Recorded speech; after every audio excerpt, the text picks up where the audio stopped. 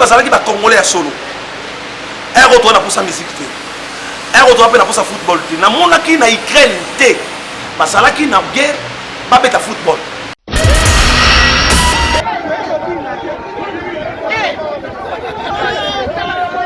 Ndio basali Rwanda wewe Rwanda tangi basali ya musée le roi Désiré Kabila et bandaki lokola lisano biso to boy makambo so nga zero bana so azotanga et ba senso azoteka biso pe to sala et bana ba soda ba yi histoire bana ba soda mukutu ba yi histoire tant muza yaki vina mango se trouva une nini.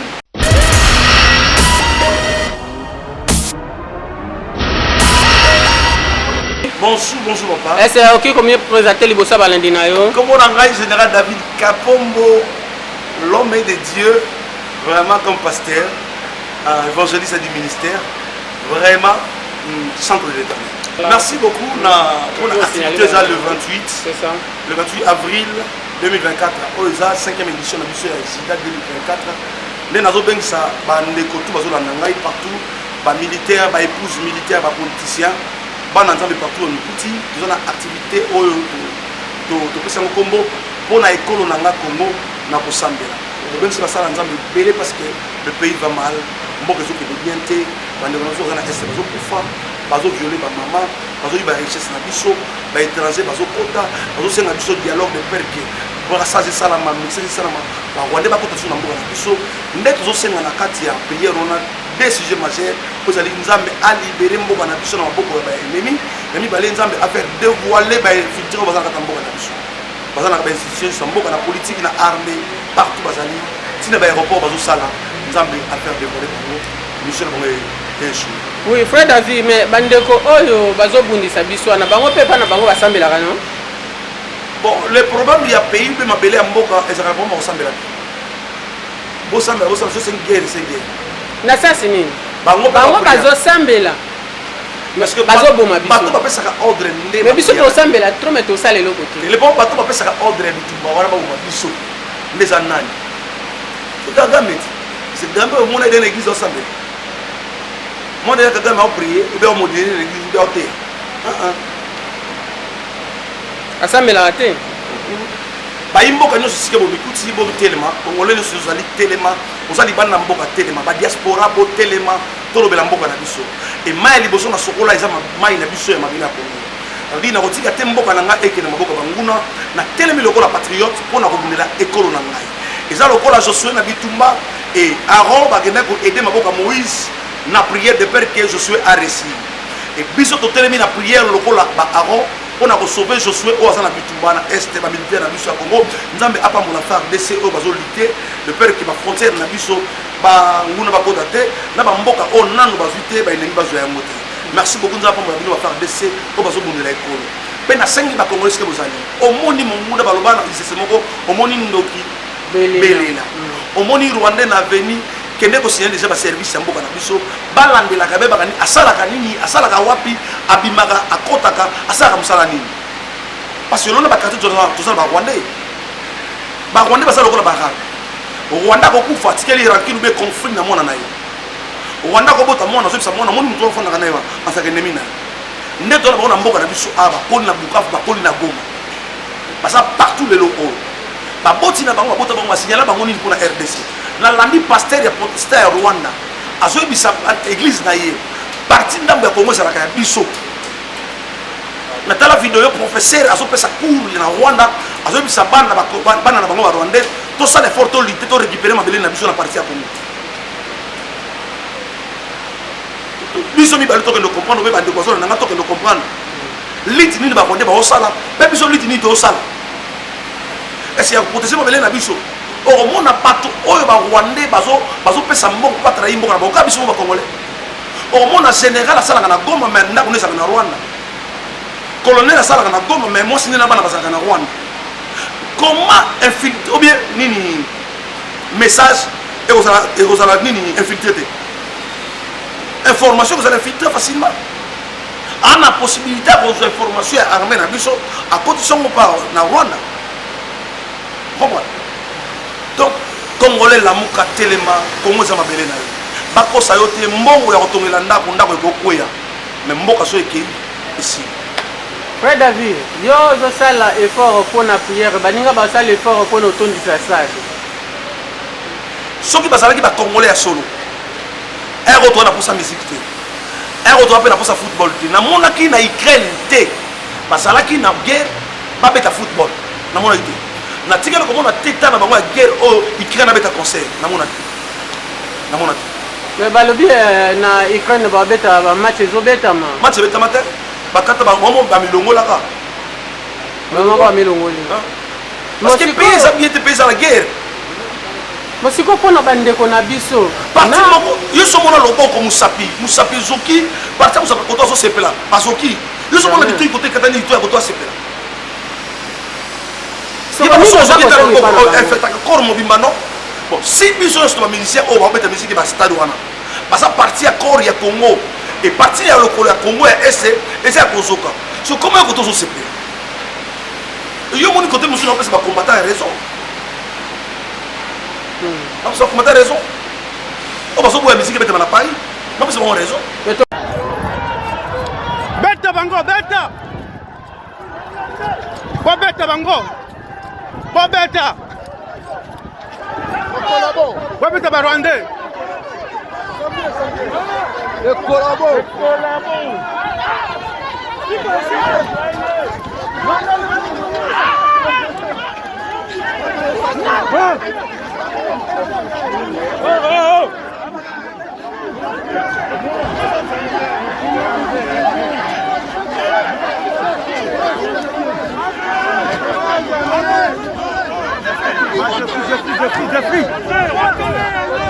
Jeffrey.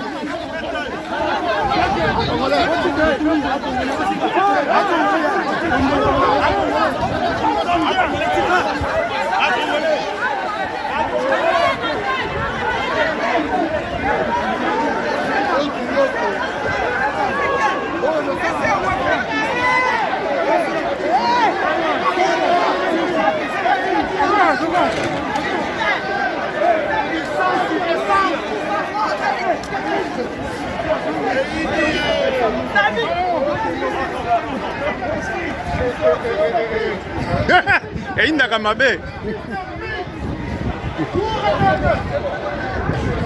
babeti barwande bomola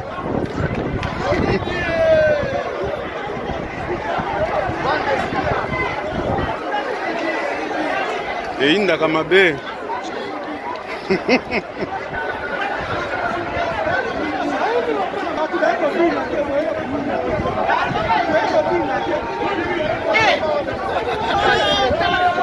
Tangi basali Rwandais ouais. Rwandais. Tangi basali.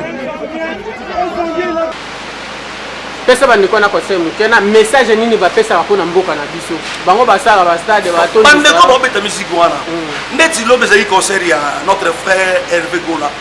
Bon, message ni bapesa kona mboka. Apesi message te. Oh, comme ça on se abeta sous stade à 0. Bon, message nini? Mboka zo bénéficier na nini parti moko bazo botola yango déjà na landaki bato ba rejoindre M23 pa uta na PPRD na pa uta ki azali président fédéral ya IDPS ali na Canada bazo bisa nanga kumba biso na Kinshasa on a la bisa perdre atele ba aba na biso tina Kinshasa ana na biso na Kinshasa ana na biso na Kinshasa ana na biso na Kinshasa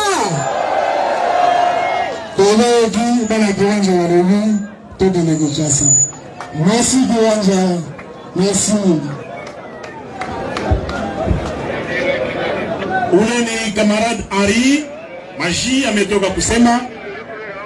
Pembeni yake ni kamarad Adam Chalwe naye awasalimie.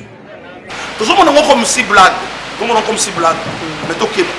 Histoire ya musée le roi Désiré Kabila et bandaki lokola disano. Biso to boy makambo so ngazero bana so zotanga e basi so zoteka biso pe to sala e bana basoda ba histoire bana basoda ko ba histoire tango muza yaki vina bango se to vali ndenge nini baba ni bali na bango bon mai bana bakitona a cause ya rébellion et ce qui l'autre permet de rebelle o akoma lo na sasa awa a récupérer RDC to koma Congo zo no so asa to permettre te mongo na ya basoda na biso fa de se to encourager bino bobunda biso awa donc le 28 yango na bengisi bato tout aussi ya bozali ba pasteur les politiciens, les militaires, les pouces militaires, les chrétiens, boya to prier le 28 avril. Le 28 avril, pour Zangaté, il y a prier à partir il y a 15 heures juste. Tu démarrer déjà prier 19h juste. Boya to prier pour le Congo. Et sujet majeur, les alliés, nous avons libéré mon canton à l'ennemi. Et puis, à faire dévoiler les filtres. Nous avons ça dit ça. Ati Garabana na été. Bato balukaka ye na prière. Prière ba juste nous avons répondre à nous. Na ben so pasteur ko Zangaté. Moi, nous avons besoin de télé 28 avril. Ma donc, c'est papa Michel Sako. Vraiment. Mbarke boza di bana mboka mais mitema na bino ezala na Congo parce que mai na bino boso bosokola eza mai ya Congo. Mitema na bino ezala na Congo bo soutenir biso et le sambo oesimba. Maman Doka ça dit que marche ezali vraiment nzamba osala fort. Soke senga ta to sala nzembo pona makambo zo sala wana. Ngana za proposer nzembo. Tinda papa eli to ba nento solo. Nzamba osonga biso na Congo to réussir. Ba diaspora to telema to bundela mboka na biso Congo. Papa Michel Chako Aza Matanga no. Papa Michel Chako vraiment mes condoléances à la famille, mes condoléances à l'église vraiment. Papa Nzambe a consolé biso, ici tout ça dans le Canada, Nzambe vraiment a touché les thèmes de la famille comme ma père Bango. Nzambe a osana biso à merci beaucoup. Frère David, toi qui est déjà choto peto luka moya ko chité na émission na biso. Toza na image moko bébé na biso atalaki image na yo atalaki yango yembaki yango na kati ya ndako. Tango zoyemba ozotala likolo ma ya mise ezokita alobi ayokaka ndeni to nini ekomelaka ye mpe akoma na niveau wana bébé na souffre trop la vie na lela trop la vie na zanga trop la vie so beteninga sur la fête na rolela parce que la mort la fête la quitté na koma ti 21 alors on les a na koni na famille pauvre na teka ndunga na tamsa na ngai na teka ndika na teka singlas na bakungu na souffre na teka voir même manga na souffre na vie tant que nous avons ramassé ngai tina koma lelo boyo isala nga pour ça le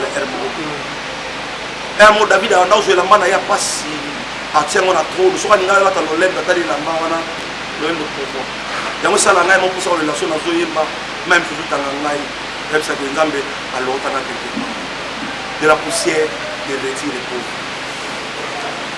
Frère David tomoni musala Nzambe moko na kasa ko sera faire rigola.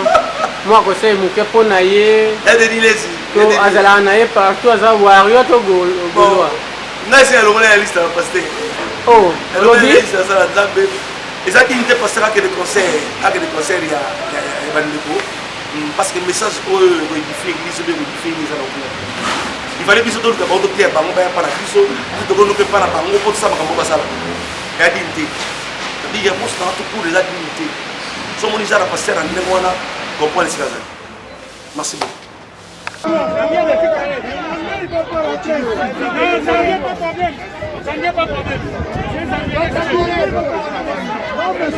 Isusu babangi babeta. Babeta eh. Non. Basa pe batibi. Banga pe base tapa mbaka na biso.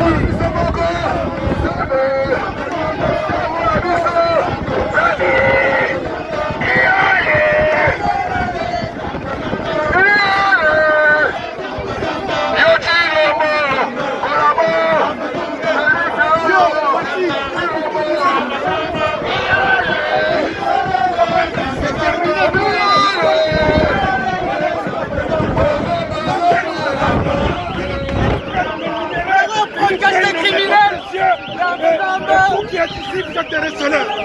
Alors, vous accompagnez, vous avez les intérêts pour protéger les dictateurs et les foyers, les voleurs qui viennent voler nos minéraux là-bas. Et nous, le peuple, on reste comme ça à l'écart. C'est fini cette histoire. Cette histoire, ça va aller plus loin. Le combat est difficile. La souveraineté de notre pays, on ne va pas se laisser faire. Notre pays.